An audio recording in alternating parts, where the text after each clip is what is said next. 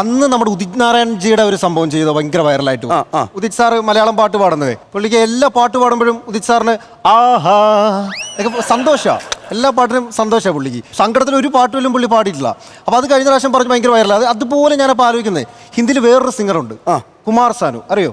80s നമ്മുടെയൊക്കെ favourite ആണ്. ടിൻചേട്ടനൊക്കെ favourite സിംഗറാണ് Kumar Sanu. അപ്പോൾ ഞാനും പുള്ളിയുടെ ഭയങ്കര ആരാധകനാണ്. പക്ഷെ പുള്ളിയുടെ കാര്യം എടുത്ത് നോക്കുന്ന ഏത് പാട്ട് പാടിലും ഭയങ്കര വൈബ്രേഷനാണ് പുള്ളിക്ക്.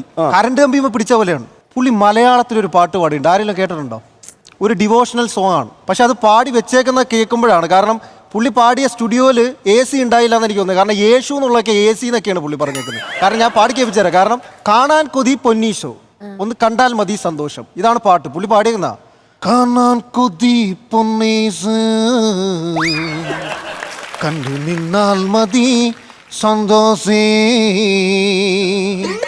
കാണാൻ കൊതി പൊന്നീസേ കണ്ടു നിന്നാൽ മതി സന്തോഷി.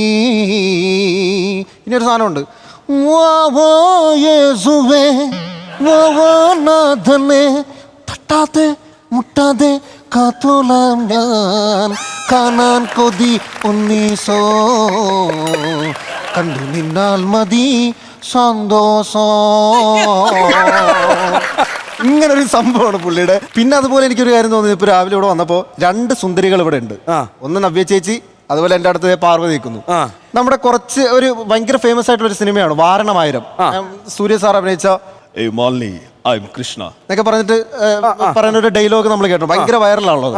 അപ്പൊ ആ ഡയലോഗ് ഇന്ന് ഈ 2 സുന്ദരിമാർ ഇവിടെ ഉള്ളത് കൊണ്ട് വേറെ കുറച്ച് താരങ്ങൾ പറഞ്ഞു കഴിഞ്ഞാൽ, ഇവരെ നോക്കി പറഞ്ഞു കഴിഞ്ഞാൽ എങ്ങനെ ഉണ്ടാവും. അപ്പൊ എനിക്ക് ആദ്യം തോന്നിയത് നമ്മുടെ റിയാസിക്ക വളരെ നമ്മുടെ മസിലും വില്ലൊക്കെയാണോ. റിയാസിക്ക ഇപ്പൊ ഇവിടെ വന്നിട്ട് നവ്യ ചോദിച്ചിനെ നോക്കിയിട്ട് ഈ വാരണമായിരത്തിലെ ഡയലോഗ് നമ്മുടെ കൃഷ്ണയായി മാറുകയാണ് റിയാസിക്ക. ഓക്കെ, റിയാസിക്ക വരെയാണ്. ഹേ നവ്യ, ഐ എം കൃഷ്ണ, நான் இதை சொல்லி ஆகணும், நீ அவ்வளோ அழகு. நான் இவ்வளோ அழகா பார்த்துருக்கேன், ஆனால் இவ்வளோ அழகா பார்த்துருக்க மாட்டேன். I love with you, I madly love with you. ഇഷ്ടമല്ലെന്ന് മാത്രം പറയരുത്. എനിക്ക് മുഖം കണ്ടിട്ട് ഇഷ്ടമല്ലാത്ത പോലെ തോന്നുന്നുണ്ട്. സോറി, തെറ്റെൻ്റെ ഭാഗത്താ. നിങ്ങളെല്ലാവരും എന്നോട് ക്ഷമിക്കണം. സോറി. ഇനി ഈ റിയാസ് ഖാനെ പോലെ തന്നെ ലാൽ സാർ ആയിരുന്നെങ്കിൽ ഈ ഡയലോഗ് പറയുന്നത് നമ്മുടെ ഡയറക്ടർ നമ്മുടെ ചതിക്കാത്ത ചന്തുവിലൊക്കെ ഒരു ഒരുപാട് കോമഡി. അപ്പൊ ലാൽ സാർ ആണ് പറയുന്നതെങ്കിൽ നവ്യ ചേച്ചി കിട്ടും.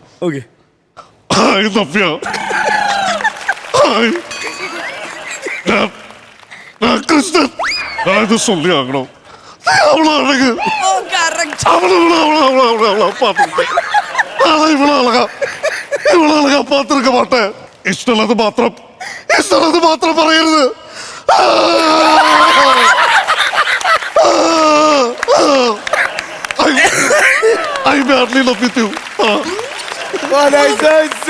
എനിക്ക് പെട്ടെന്ന് തെങ്കാശി പട്ടണത്തില് എത്ര നേരം പഠിക്കാൻ ആലോചിച്ചോളൂ, ഇഷ്ടമുള്ളത് മാത്രം പറയരുത്. അത് ഓർമ്മ